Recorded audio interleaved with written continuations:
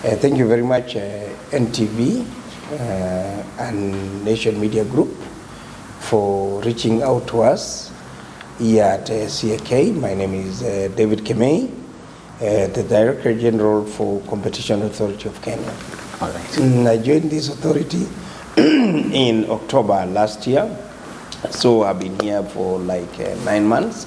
Thank you, sir. So to begin with, your strategic plan for 2023 through 2027. Yes. You highlight a number of issues that you want to tackle, and key among them is improving robust consumer protection, ensuring competitive markets, awareness of competition law and your regulatory mandate. So what I would like to ask is, what exactly are you going to do different to ensure, because you highlight that markets are changing, issues are evolving, so what are you going to do different to keep up with these changing trends? Thank you once again. Let me start by saying our strategic plan will run for 3 years, basically because we want to align our strategy, our planning period with that of the national government, and that's why it is going for 3 years as compared to the previous 3 strategic plans, which ran for 5 years. I needed to make that clarification, okay, so that when people look at our strategic plan, they understand why we are going for 3 years instead of the usual 5-year strategic planning period. You're very correct that we have identified key result areas, which is actually to promote competition. The other one is actually to enhance consumer protection, and the other one is to do with research and advocacy, and then also to boost stakeholder engagement. And then lastly, but not the least, is to ensure we strengthen institutional excellence and capacity.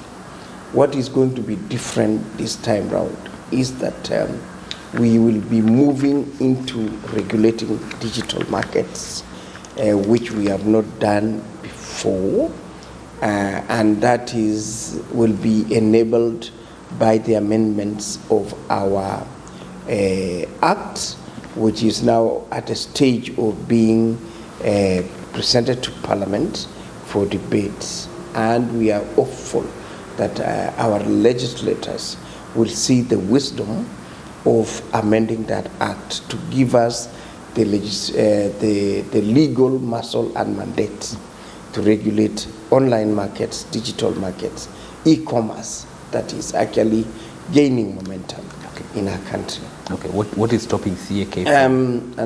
Second is that we have actually invested in a forensic laboratory lab, which will also enable us to be able to gather evidence, especially when we have companies that are actually involved in cartels, which are really malpractices that are actually against our Competition Act. This forensic lab will give us the ability to gather evidence, process in a short time, and even present the evidence should our companies not be satisfied with the decisions that arises from that process. We will be able to present to the tribunal, and if they even go to the court, we will be able to present credible evidence that we are getting from there. The beauty of that lab, forensic lab, is that we are able to do that, we are able to gather the evidence and actually process and analyze within a short time compared to the other. That means our productivity will improve. What else is going to be different going forward?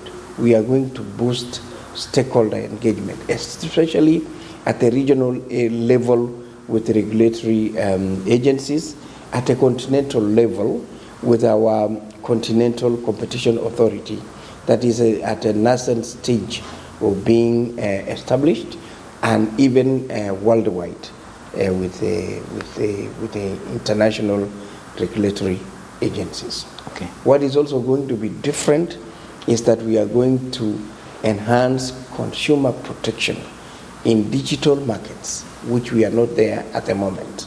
And again, this will emanate from the amendments of the Act that we have mentioned. Thank you for that question. All right, so just to follow up, I just wanted to know what is stopping CAK from regulating digital markets right now. And when you say digital markets, which markets exactly are you referring to? If you can expand on that, please. I want to say currently our Act doesn't have provisions to regulate e-commerce, digital markets. What we mean by digital markets is simply when you're using the internet to buy services or goods. Now, that is different from the traditional shops where you go to a shop and buy, you know. Yeah. So in other words, it is virtual market, yeah, in simple terms. Okay. Whereby you don't walk in to a shop or a supermarket or a clothes shop or a fertilizer shop, you know, the traditional way, the way we know it. But here you are using the capabilities of the internet to do business, either to buy or to sell. Okay. So that's what we mean by digital markets. Okay. All right. Have there been any consumer protection issues that have arisen from the digital markets that CAK hasn't been able to deal with because it is not mandated to? Quite a number, but some do not border on our mandate. But actually, we know that in digital markets, it is possible for businessmen and businesswomen to use very complex platforms, very complex algorithms to actually hide practices that are anti-competitive. And that's why some of the complaints emanate from that area. The other area, other complaint that we have received is areas where digital lenders are charging high interest rates. We have also had cases where digital lenders also are using different currencies from ours, like the US dollar from ours. And those are the consumer issues that we are dealing with, even before we have the amendments.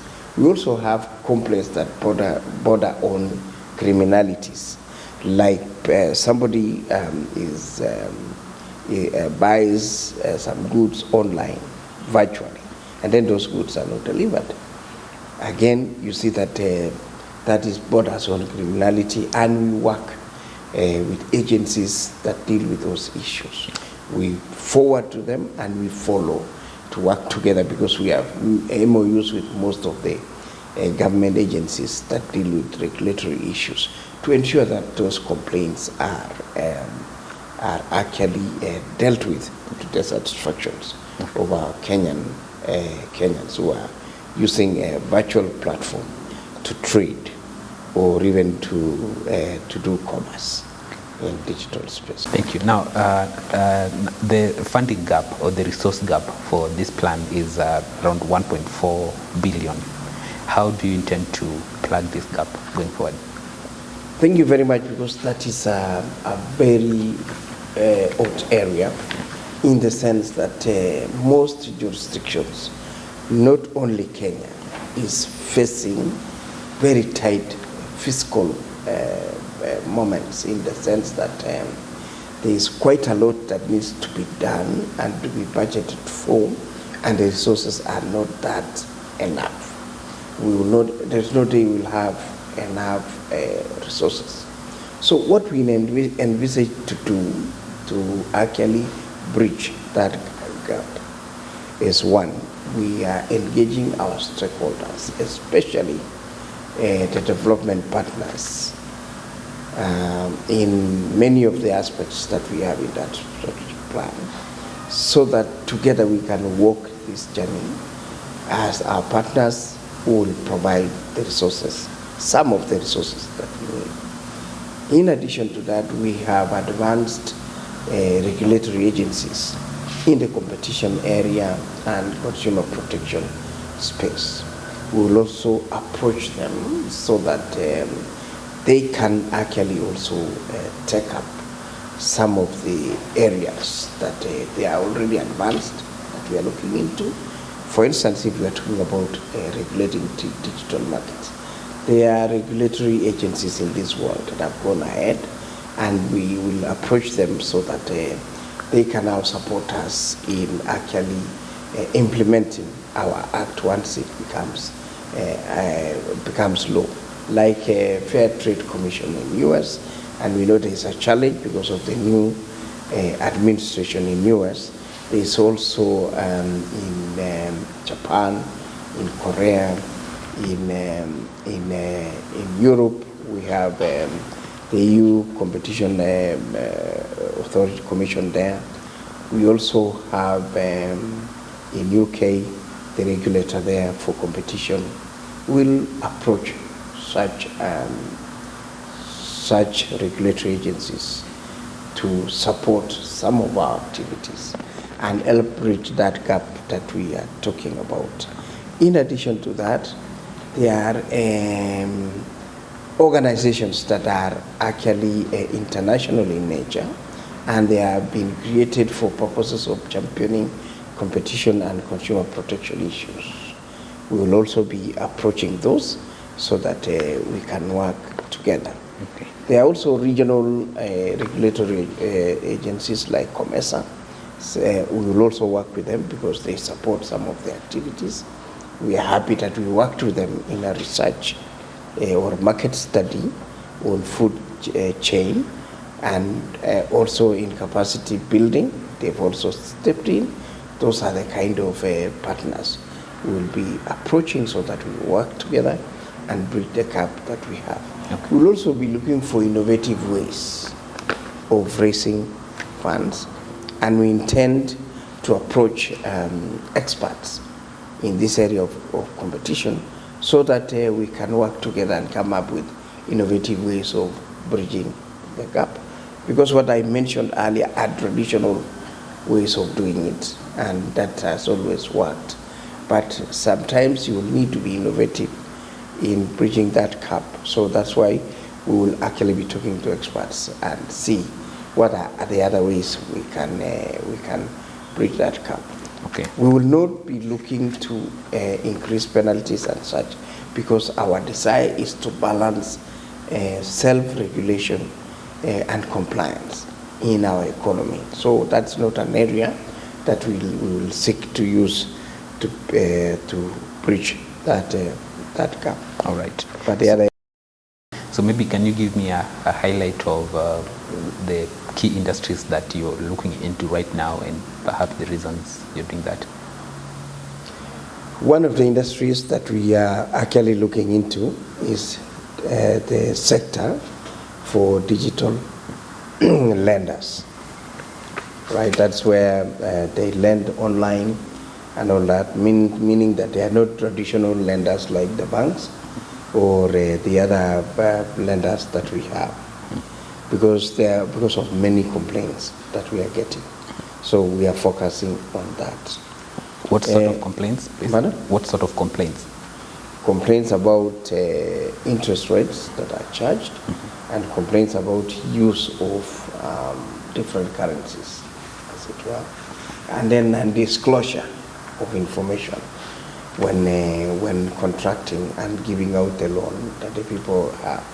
So they are not disclosing to the customers all the information that needs to be done. Okay. The other industry that receives our attention is the telecommunication sector, because of the big role it plays. So therefore, complaints come about charges that are charged for the different services and all that, and many issues in that area. So our focus also is in the telecommunication sector. Our other sector, whereby we also issued a notice, is real estate development, whereby they're having exclusive agreements with internet service providers. So there are two sectors that are actually working together there. There's the internet service provision subsector, and there's also real estate developers, where the developers enter into exclusive agreements with internet service providers and that is against our Section 21 of the Act, because then they are actually barring the others from providing the internet service to the estate that is concerned. All right. Okay. Therefore, the consumers do not have the choice as to the pricing. They don't have a choice as to the quality, and therefore we do not. That one is against our law, and that's why we issued a notice in our papers, so that internet service providers and real estate developers who are going into that exclusive agreement can remedy the situation. All right. But that was just the beginning, so that we can now start going into the different estates to do investigations. Okay. As it were. The other area that will receive interest is the area of retail. We also want to check. We've received complaints about supermarkets that are not labeling the products very well, supermarkets that are selling expired products. So that's the retail sector also is getting attention from us. Also the area of food, like juices, we still want to check to ensure that all is well in that. Another area that might receive attention is cement. We want to check again how they are working to ensure that there is competition in those areas. So I mentioned quite a few of them. Okay. Conclude. CAK, there's a particular player in the virtual assets industry that requested that CAK should be part of the regulatory body.